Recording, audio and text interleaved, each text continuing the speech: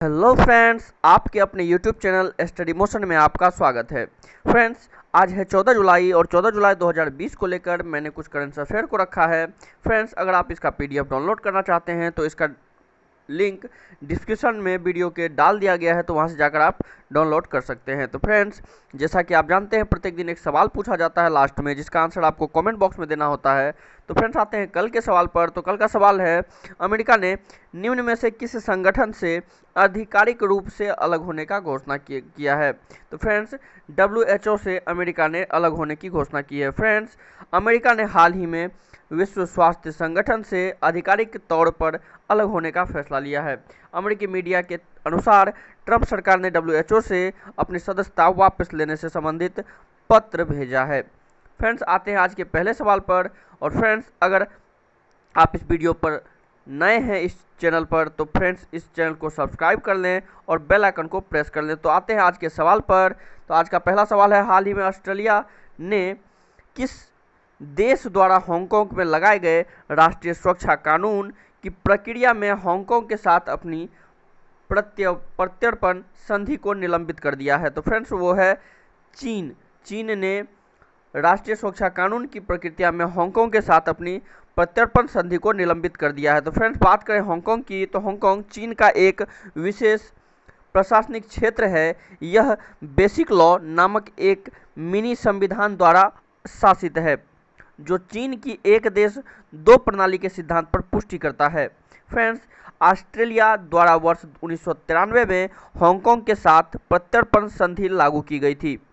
प्रत्यर्पण अधिनियम the extradition act 1962 Bharat में प्रत्यर्पण के लिए विधायी आधार पर प्रदान करता है। फ्रेंड्स, आते हैं आज के दूसरे सवाल पर। दूसरा नंबर का क्वेश्चन कहता है, हाल ही में किस देश ने सबसे बड़े कैमरा ट्रैप वन्यजीव सर्वेक्षण हेतु गिनीज बुक रिकॉर्ड में स्थान हासिल किया है? तो वह है देश भारत।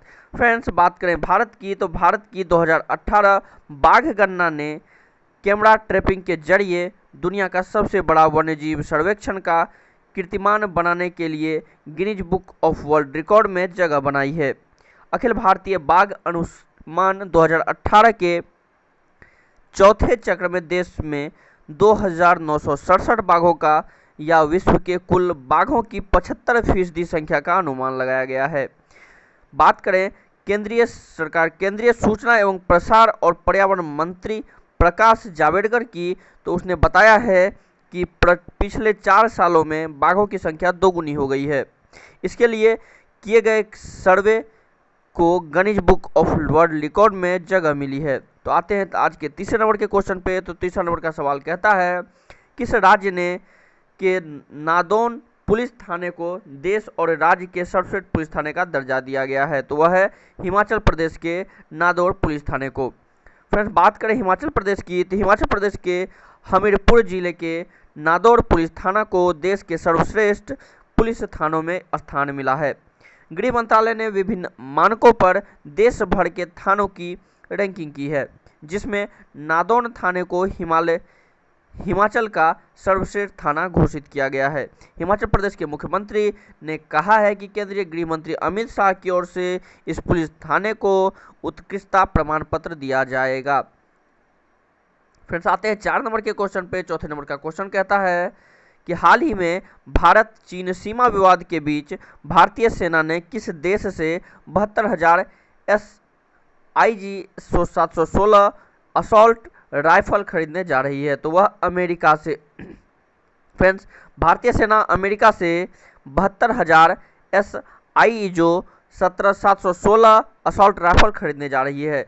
सेना की नार्दर्न कमांड और दूसरे ऑपरेशन इलाके में तैनात सैनिकों को अमेरिका से 72,000 राइफल पहले से मिल चुका है। यह राइफल की दूसरी किस्त होगी। तो फ्रेंड्स, आते हैं आज के 5वें नंबर के क्वेश्चन पे। तो 5वां नंबर का क्वेश्चन कहता है, वैश्विक महामारी कोविड-19 की वैक्सीन के ह्यूमन ट्रायल पूरा करने वाला पहला देश निम्न में से कौन बन गया है? तो वह देश है रूस। रूस के सेचेनोव विश्वविद्यालय का दावा है कि उसने कोरोना वायरस के लिए वैक्सीन तैयार कर ली है। विश्वविद्यालय का कहना यह भी कहना है कि वैक्सीन के सभी परीक्षणों को सफलतापूर्वक संपन्न भी कर लिया गया है। यदि यह दावा सच निकला तो यह कोरोना वायरस की पहली वैक्सीन होगी। फ्रेंड्स अब आते हैं आज के छठे नंबर के क्वेश्चन पे। तो छठा नंबर का क्वेश्चन कहता है, किस राज्य में हाल ही में भारत की पहली राज्य स्तरीय ई लोक अदालत की शुरुआत हुई है? तो वह है छत्तीसगढ़। छत्तीसगढ़ के बिलासपुर जिले में भारत की पहली राज्य स्तरीय ई लोक अदालत की शुरुआत हो गई है। ई लोक अदालत उच्च न्यायालय के साथ सभी जिला न्यायालयों और तहसील न्यायालयों में भी आयोजित किया जा रहा है। यह देश की न्यायिक इतिहास में पहली बार हो रही है। फ्रेंड्स आते हैं अब सातवें नंबर के क्वेश्चन पे। तो सातवें नंबर का क्वेश्चन कहता है, भारतीय रेलवे ने पहली बार किस राज्य के गुंटूर से बांग्लादेश को सूखी मिर्च का परिवहन किया है? तो वह है आंध्र प्रदेश। भारतीय रेल ने पहली बार देश की सीमा से परे बांग्लादेश के बेनापोल के लिए आंध्र प्रदेश के गुंटूर जिले से रेड्डीपलेम से सूखी मिर्च की एक विशेष मालगाड़ी से ढुलाई की है। आंध्र प्रदेश के गुंटूर और इसके आसपास के इलाके मिर्च की खेती के लिए प्रसिद्ध है। फ्रेंड्स अब आते हैं आठवें नंबर के क्वेश्चन पे। तो आठवां नंबर का क्वेश्चन कहता है, हाल ही में किस कंपनी ने जियो प्लेटफॉर्म में 0.15% हिस्सेदारी के लिए 730 करोड़ रुपए का निवेश किया है? तो वह है Qualcomm ventures. Friends Reliance industry RIL ने कहा है कि वायरलेस प्रौद्योगिकी की दिग्गज क्वालकॉम इनकॉर्पोरेटेड की निवेश शाखा क्वालकॉम वेंचर्स ने जियो प्लेटफॉर्म में 730 करोड़ रुपए तक निवेश करने की प्रतिबद्धता जताई है। 12 सप्ताह के भीतर जियो प्लेटफॉर्म में यह 13वां निवेश होगा। फ्रेंड्स अब आते हैं 9वें नंबर के क्वेश्चन पे।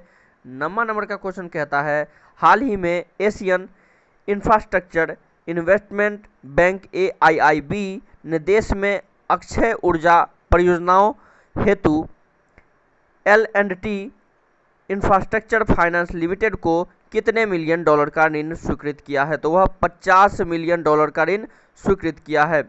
AIIB ने देश में नवीकरणीय ऊर्जा परियोजनाओं के वित्त पोषण के लिए L&T इंफ्रास्ट्रक्चर फाइनेंस लिमिटेड को सहायता की पहली किस्त 50 मिलियन डॉलर जारी की है। मैं आते हैं आज के 10वें नंबर के क्वेश्चन पे।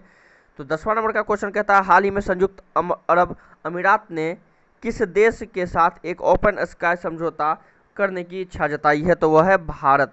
ओपन स्काई समझौता दो देशों के मध्य द्विपक्षीय समझौता होता है, जिसके तहत दोनों देश अंतर्राष्ट्रीय यात्री एवं कार्गो सेवा प्रदान करने हेतु अपनी अपनी एयरलाइंस के लिए अधिकार प्रदान करने के लिए आपस में बातचीत करते हैं। यह अंतर्राष्ट्रीय यात्रियों एवं कार्गो उड़ानों से विस्तार को बढ़ावा देता है। फिर मैं बता दूं, भारत सरकार की वर्ष 2016 की राष्ट्रीय नागरिक उड्डयन नीति दक्षिण एशियाई क्षेत्रीय सहयोग संगठन देशों के साथ साथ नई दिल्ली से 5000 किलोमीटर के दायरे में आने वाले देश के साथ पारस्परिक आधार पर खुले आकाश ओपन स्काई हवाई सेवा समझौते को अपनाने की अनुमति देती है।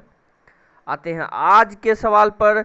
आज का सवाल कहता है, वैश्विक रियल एस्टेट पारदर्शिता सूचकांक में 34वां स्थान पर निम्न में से किस देश को रखा गया है? तो ऑप्शन ए है नेपाल, बी रूस, सी पाकिस्तान और डी है भारत। तो फ्रेंड्स आप हमें कमेंट बॉक्स में इसका उत्तर ज़रूर दें और बताएं यह वीडियो आपको कैसा लगा। और डेली आप करंट अफेयर देखते हैं, इस चैनल पर और भी बहुत कुछ डाला जाता है नए नए चीज़ों को, तो प्लीज़ इस चैनल को सब्सक्राइब कर लें और वीडियो को लाइक कर दें। धन्यवाद।